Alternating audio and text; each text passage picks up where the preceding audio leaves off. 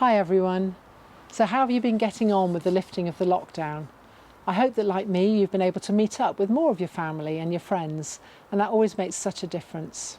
Much of the news that we're hearing now is still rather sombre, worrying about another spike, thinking about the economy and hearing of potential job losses. These are still very uncertain times. Well, my approach is really to try not to worry about the things that are outside of our control. We've got to keep sighted on what's on the horizon, but worrying just doesn't help. Instead, I try to focus on those things that are within my gift and to make the best of every day now, make each day the best it can be.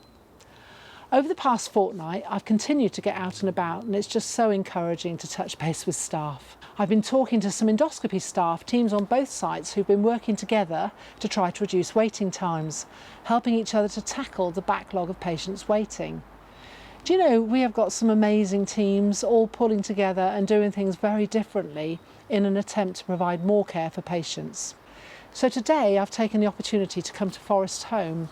Forest Home takes its name from the Victorian house that originally stood on the site here. The unit recently celebrated its 27th birthday. It was opened by Roy Castle back in 1993. We've got two wonderful hospices within our trusts, Forest Home here at Poole and the Macmillan unit at Christchurch that I visited a few weeks ago.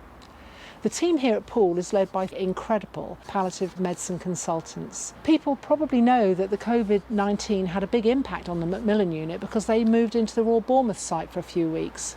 There's also been a big impact on people here at Forest Home, and particularly on the work of the community specialist palliative care nurses, who've described this as the most challenging time of their careers.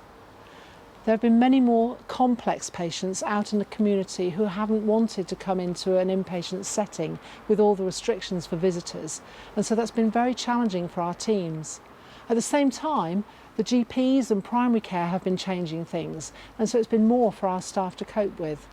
I think everyone understands how very difficult it is to provide compassionate care with all this PPE, and that's particularly so in palliative care, where it's so hard not to be able to hug people, to touch people and to show that love and compassion. Difficult changes for staff to adapt to here. Hospices, of course, are very reliant on external fundraising, and that's been challenged. It disappeared almost overnight, and of course staff here are worried about the knock-on effect for future finances.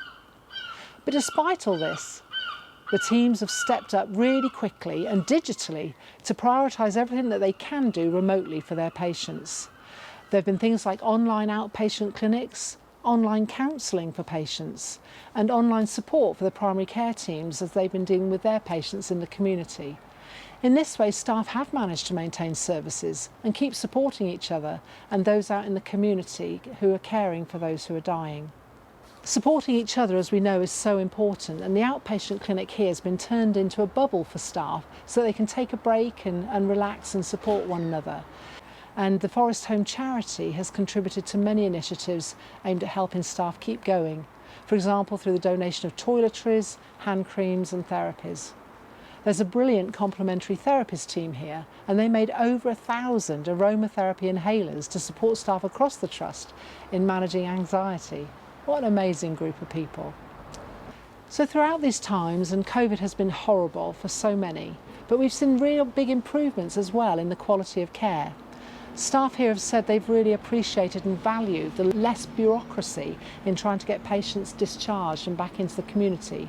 All partners have been better at focusing on what really matters for individual patients, and that's helped them feel better about the care that they're giving. So I think we all know that things are not yet back to normal, and I wanted to reflect this in this week's message. The challenges that we describe are still going on for staff here as they try to provide safe, high quality care for patients, and that's the same for others across our trusts. So thank you to everyone for keeping that going. It really is appreciated. Now last week the chairman and I ran another of our joint staff briefings, and again, for the second time only, we did live streaming.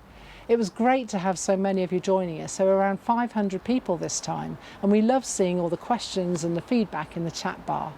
If you want to have a look at the slides or see the recording of the session, just go on the intranet and you can find it there. The most important thing for me now as we're moving towards creating our new organisation is that we really spend time getting those values right. Both trusts have a really positive culture, and we want to retain the best of both going forward. So our joint organisation development team has put together a brief survey to assist in this work and help us to understand what's important to you. The survey is anonymous and it can be found on the front page of both trusts' intranet sites, so please do take a few moments to help us shape the future. This really is important. Finally, looking back on last week, we had that brilliant BBC report on the Filipino community. This included Michael Flores, who was on our intensive care unit but is now back at work on the stroke unit, and Minnie, who's one of our amazing BAME leads who supported her colleagues and the Filipino community so much. If you want to watch that report, you can see it on the Royal Bournemouth YouTube channel. So I just want to close by thanking everyone again for all that they've done and that they are still doing during this COVID pandemic. Everyone's got a story to tell, whether you're in work, working from home, or whether you've been shielding. And I know that every one of those stories contains professionalism, dedication and commitment. I'm really proud to be Chief Executive of these two amazing organisations and all its wonderful people. So have a great weekend and do take care. Thanks.